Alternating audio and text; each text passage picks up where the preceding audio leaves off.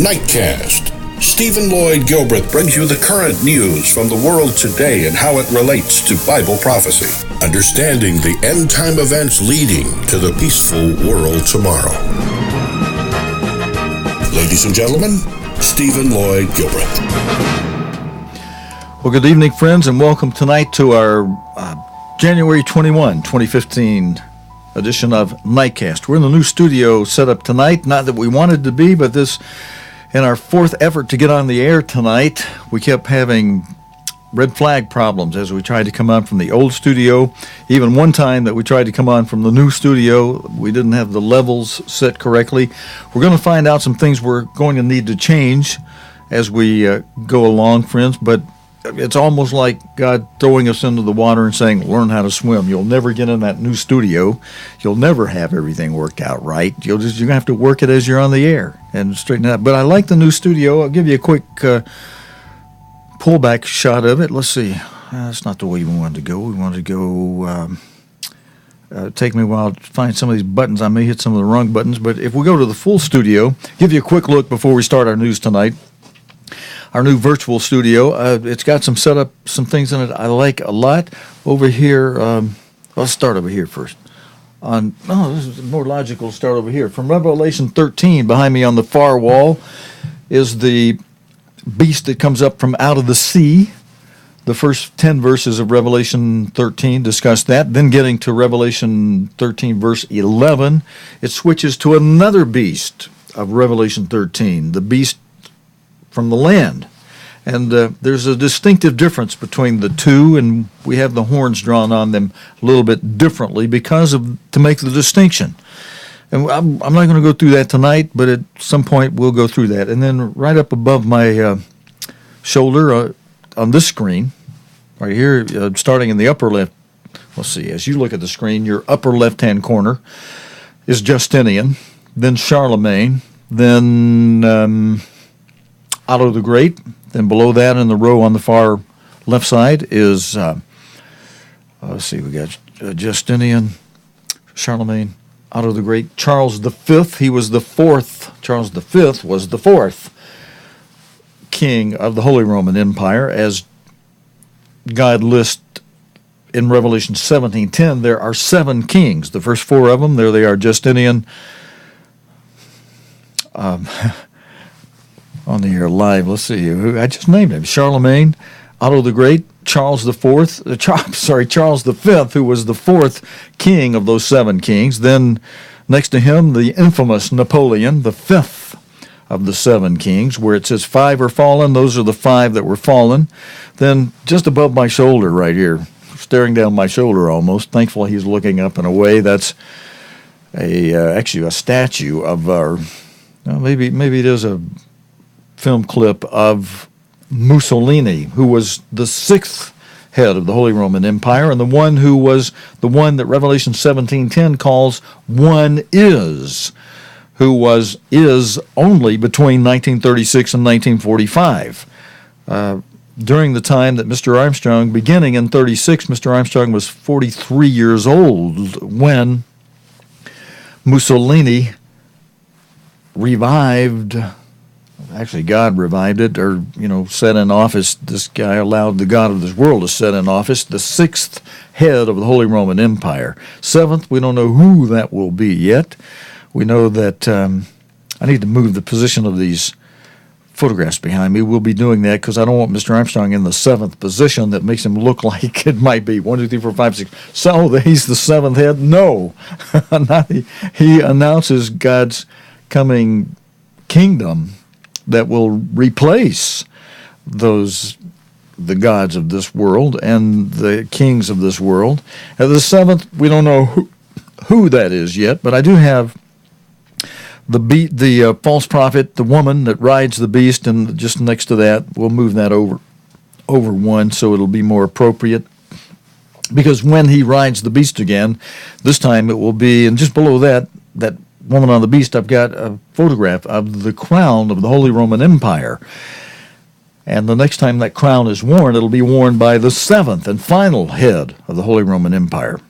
But with the photograph for our opening news story on the screen, I don't want to be talking about all that. And some of you think, oh, that man on the screen there must be the seventh head. No, we don't know who it is yet. And this first story relates to this, friends. He's from Egypt.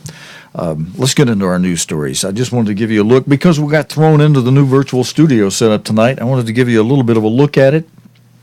I think I did mention this is the January 21 edition, 2015 edition of Nightcast.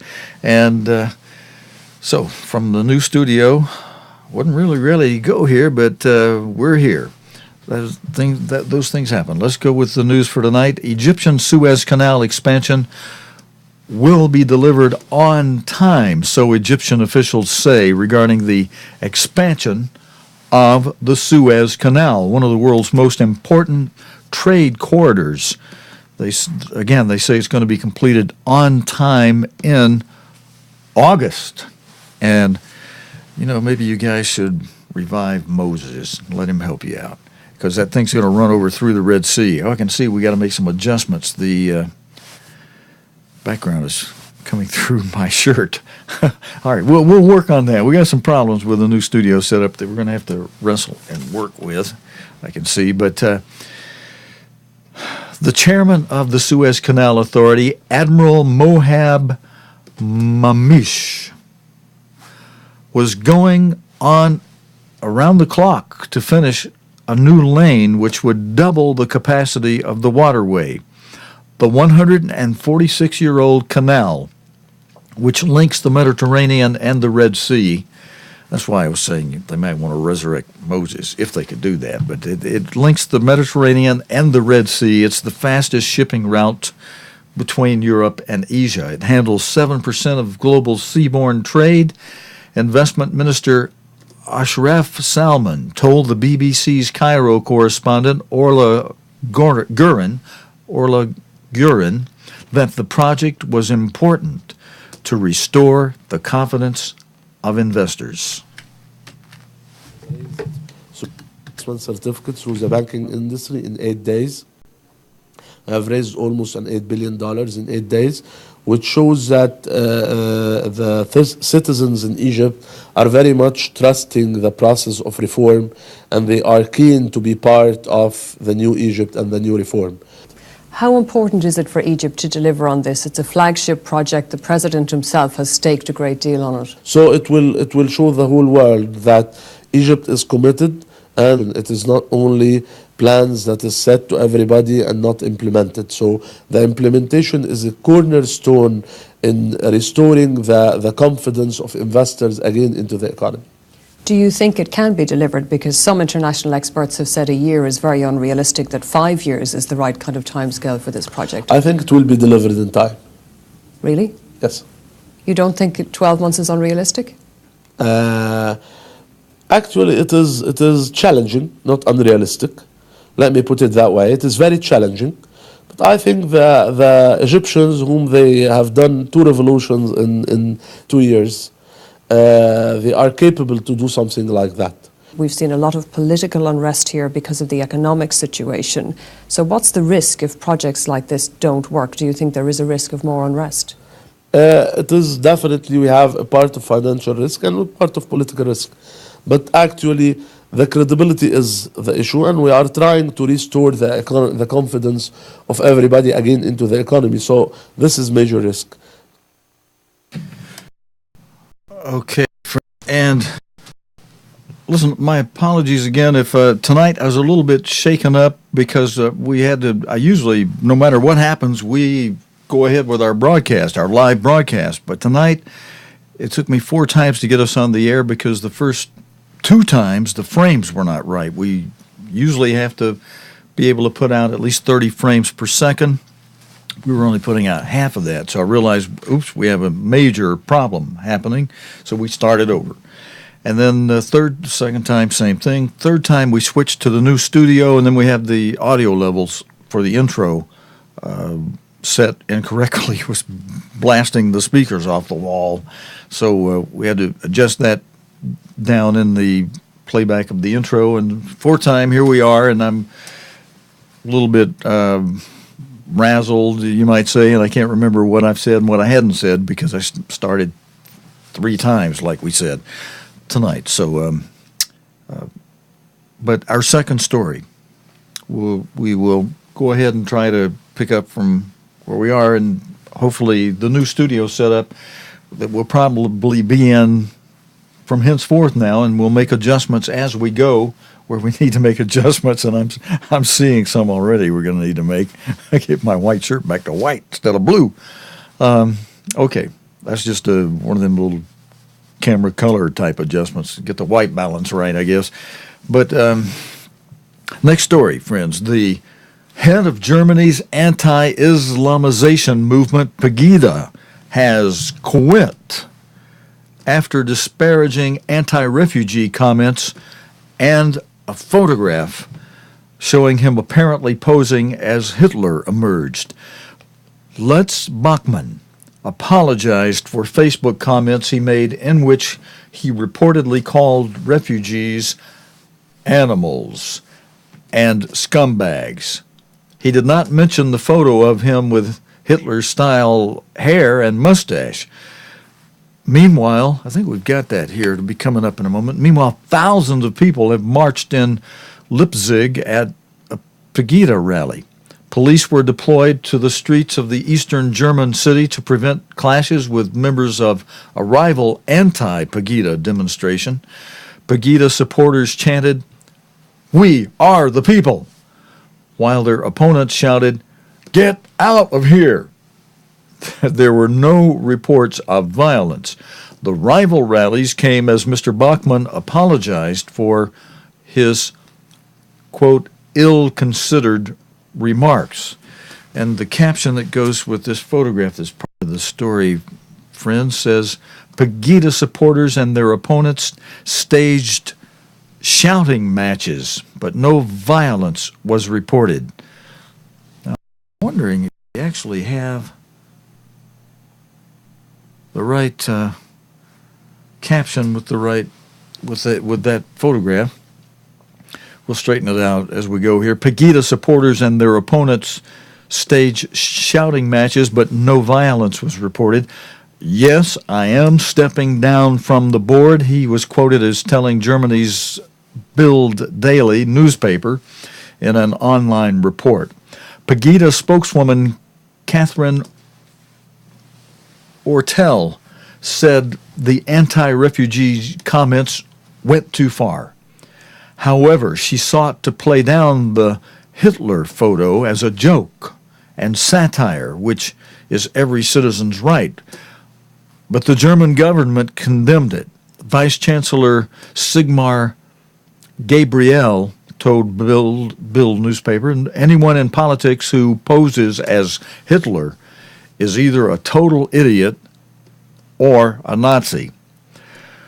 Reasonable people do not follow idiots, and decent people don't follow Nazis. End of quote. Pegida has focused on Leipzig after police banned a protest by the movement in Dresden on Monday over reports of an assassination plot against the movement's leaders. Now, friends, what is Pegida? It was founded in Dresden by Lutz Bachmann, the man who photograph emerged with that little mustache appearing as Hitler. He said he was just doing a joke. He founded the Pegida movement in Dresden in October 2014. Pegida is an acronym for patriotisch. I don't know if I can do these German words right, friends, but Europäer gegen die Islamis. I'm not even going to try that. In English, it means patriotic Europeans against the Islamization of the West. If you translate that into German, that's how you get the acronym Pegida. It's an umbrella group for German right wing, attracting support from mainstream conservatives to neo-Nazi factions and football hooligans. It holds street protest against what it sees as a dangerous rise in the influence of Islam over European countries. And that's the serious aspect of their purpose, friends. They hold street protest against what it sees as a dangerous rise in the influence of Islam over European cities. And it's too bad. In one way, they've had some problems of a discrediting type nature because they actually are doing something that many would consider to be credible. Other aspects of Pegida, they claim not to be racist or xenophobic. They have a 19-point manifesto, says the movement opposes extremism and calls for protection of Germany's Judeo-Christian culture. That's certainly commendable. The caption that goes with this photograph that's still part of this same story, friends, reads, "Marchers in Leipzig criticized Chancellor Angela Merkel's immigration policies." At the scene, Jenny Hill, BBC News in Leipzig, says, police in riot helmets, or she provides this report, police in riot helmets formed a human corridor to funnel Pegida supporters through a crowd of counter-protesters. To shouts of "Nazis out!" they emerged smiling, holding their German flags high into the square where a makeshift stage was set. An appetizing smell of goulash filled the air. A stall was doing a roaring trade. The square filled with people and noise. I'm reading this report to you, friends. I hope I'm doing it justice. The square filled with people and noise. Police estimate about 15,000 people came to support Pegida.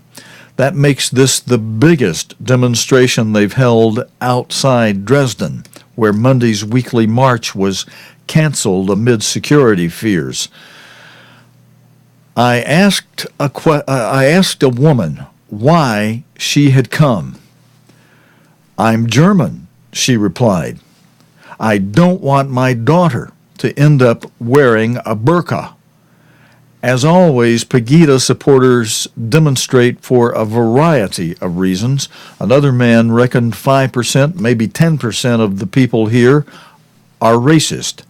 He had come along, he told me, because he worried about race relations.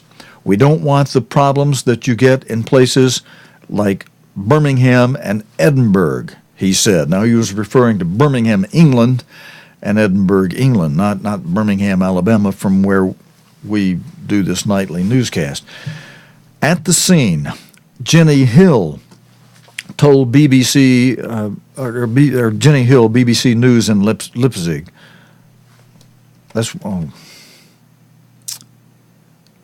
Okay, I think we're repeating this. We've got this same story in here twice, I believe, friends. Yeah. Okay. Somehow we, in my head notes for this story, we copied those paragraphs twice. So let me roll those by. I think there's just a little bit more to this story. Let's see what I've got in the way of photographs and or video. I've got a video behind me on the screen, and I believe it relates to our next story. Let me just get my notes up for it, or maybe what we might do is, depending on how long these notes are going to take to go by, we may just go ahead and roll this video, and then I'll explain what it doesn't explain itself after we see the video for the next piece of news. Actually, here we go. I'm in the next segment now. I think it's good that I introduced this to you. Jihadist admits terror offenses after earlier faking death. A jihadist, and that's who you see in the clip behind me here, in the opening frame behind me. A jihadist who faked his death so that he could return to the UK undetected, has admitted 4 terrorism offenses. Imran Khawaja admitted preparing for acts of terrorism, attending a camp, receiving training, and possessing firearms in a hearing last year. The case has only become reportable after his cousin admitted assisting his return from Syria to the UK. Khawaja spent 6 months in Syria alongside Jihadist fighters last year. We do have video report on this with Daniel Sanford. Imran Khawaja from Hounslow in West London, one of the most prolific British propagandists for the so-called Islamic State. Alhamdulillah, 2 weeks he's back and he's fighting. A 27-year-old amateur bodybuilder, he travelled to Syria a year ago and, seen here in the green on the left, he spent his time encouraging other young British men to join the fighting. He called himself Abu Daigam al-Brittani. There was one picture which was very disturbing of him holding a bag that had allegedly 15 severed heads inside it of Syrian army soldiers.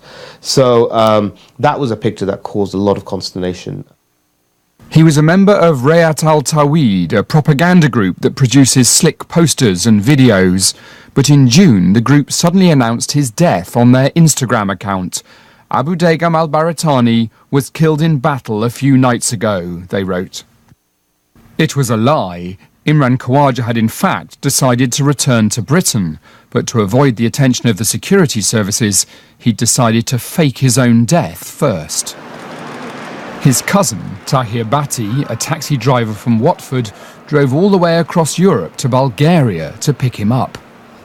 But although Imran Khawaja had staged his own death, he hadn't successfully covered his tracks. And as he stepped off the ferry here in Dover, he was met by counter-terrorism officers. He's now pleaded guilty to 4 offences, including attending a terrorist training camp and possessing a weapon for the purposes of terrorism. He's a 14.5 anti-cross. But it was his enthusiastic work as a PR man for Islamic State that may have done the greatest harm. These are some of the most graphic images we've seen coming out of Syria. Extreme images of violence, executions carried out with automatic weapons. And they've used these images to promote their warped brand of Islam. And they've done that over a number of months. And they use it to entice others to join them in Syria. And his group, Rayat al-Tawhid, is still pumping out its propaganda on social media. I also invite you all over to the land of jihad. Trying to add to the estimated 600 Britons who've already travelled to Syria and Iraq to fight. Daniel Sandford, BBC News. And friends, I've saved our most important report for tonight until last, and maybe a good thing, because as I'm getting accustomed to this new studio, hopefully I can give this a proper introduction. And in fact, well, we do have one video at the end of this that I'll be showing. John Boehner, who you see in the photograph behind me, invites Netanyahu to Congress. U.S. House Speaker John Boehner has invited Israeli Prime Minister Benjamin Netanyahu to speak to Congress on Iran. The move is seen as a rebuke to President Barack Obama's threat to veto any additional sanctions on the country during his State of the Union address. I'll pull that full forward for just a moment, friends. The White House has said it believes new sanctions will be harmful to negotiations on its nuclear program. Mr. Boehner also criticized the president's other proposals, including a tax hike for the rich. He confirmed earlier today he had invited Mr. Netanyahu to speak to Congress, quote, on the grave threats radical Islam and Iran pose to our security and our way of life. The speaker accused Mr. Obama of, quote, papering over the threat of both militant Islamist Islamic groups and Iran's nuclear program in his speech.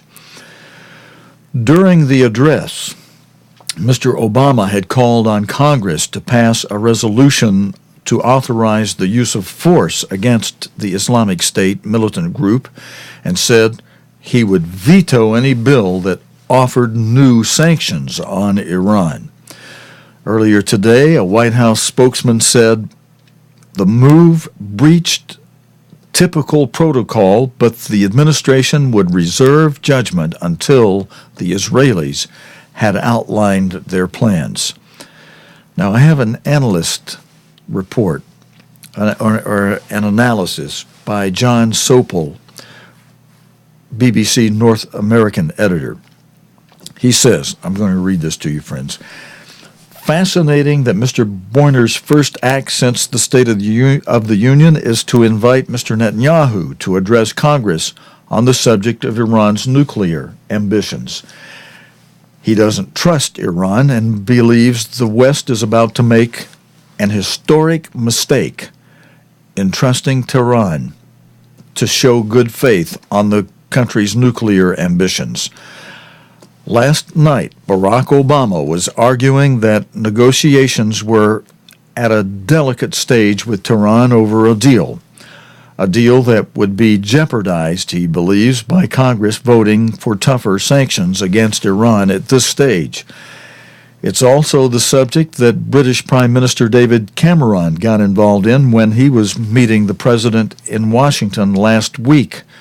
He phoned a number of senators, which I understand Obama's closest advisors were delighted about, to argue that tougher sanctions would destabilize the talks.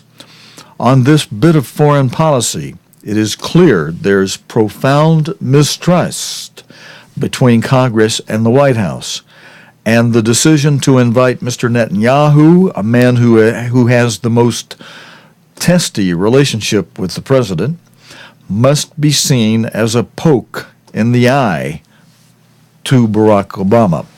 And the caption with this next photograph, that's part of this story, friends, reads, Mr. Netanyahu, on the right side, has warned that a deal over Iran's nuclear program would put Israeli at risk. And then another photograph goes with this story. The caption under this one, friends, reads, Mr. Obama delivered his address to a joint session of the U.S. Congress. 6 world powers want Iran to curb its nuclear program in return for the lifting of sanctions. An interim deal was struck in November 2013, but deadlines for a comprehensive deal have since been missed. Mr. Netanyahu has repeated, and not just missed, but missed and remissed. Mr. Netanyahu has repeatedly warned a deal with Iran could threaten Israel's security. The Israeli Prime Minister has not officially responded to the invitation to speak to Congress.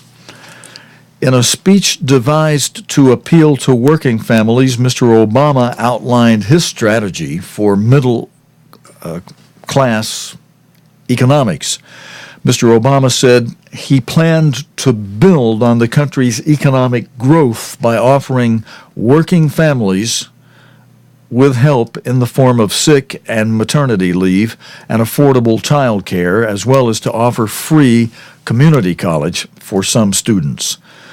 But the plans are unlikely to make it past a Republican-controlled Congress. And then we do have video, friends,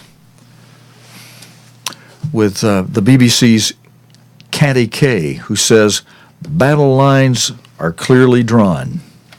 There's been so much speculation about the fact that Barack Obama wouldn't be able to do anything in his last 2 years, that he's a lame duck president. And yet you could almost hear those White House speech writers thinking to themselves, take that, Republicans, as they came up with this list, an undeniable list of America's economic progress at the moment. Growth is up, the stock market is up, unemployment is down, the deficit is down. All of those things that Barack Obama says that are a result of his policies over the last few years and are now working. But the problem is that too many Americans still don't feel that. And Republicans that I've spoken to since Barack Obama gave that State of the Union address have said that is not the Americans that America that our constituents know. Our constituents know an America where it is too hard for people to get a job, and when they get a job, the wages are too low.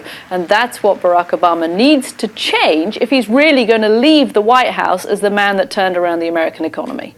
It's already very clear, isn't it, that Republicans do not want to pay for tax breaks with tax hikes. Do you see anything here that actually the president will be able to work with Congress in the next 2 years or so? Yeah, I think there are a couple of things that were mentioned during the course of this speech. Trade is one that Republicans will talk about, and you saw one of the rare moments during the course of this speech where Republicans stood up and applauded as well as Democrats, and that was on the idea of a free trade pact with both Asia and with Europe. And another one that a couple of Democrats have mentioned to me since this speech is infrastructure spending, that would be something that would boost job growth. America's infrastructure, Mike, is in a shocking condition. If you go through America's airports at the moment, you'd think you're in a developing country compared to other countries around the world. Everybody knows that needs to be improved. But again, you're going to have the question of whether they're prepared to spend the money on it. So although the president came out at the end of this speech talking about we're not a black America, we're not a white America, we're not a red America, we're not a blue America, we're the United States of America, he mentioned several times during the course of this speech, I will veto things that come to my desk that I don't like. And the battle lines are still very clearly drawn between the president and the Republican Congress. Friends, just to close tonight, the BBC did provide some more factual information from today's news, from today out of Washington, saying that Republicans today criticized the president for his economic proposals and for the speech's veto threats. All the president really offered was more taxes, more government, more of the same approach that has failed the middle class for decades, Mr. Boehner told reporters. Representative Paul Ryan, chairman of the Tax Writing Committee, said, quote, I'm quoting him now, Paul Ryan, he knows we're not going to raise taxes, so I'm kind of surprised he paid lip service to that.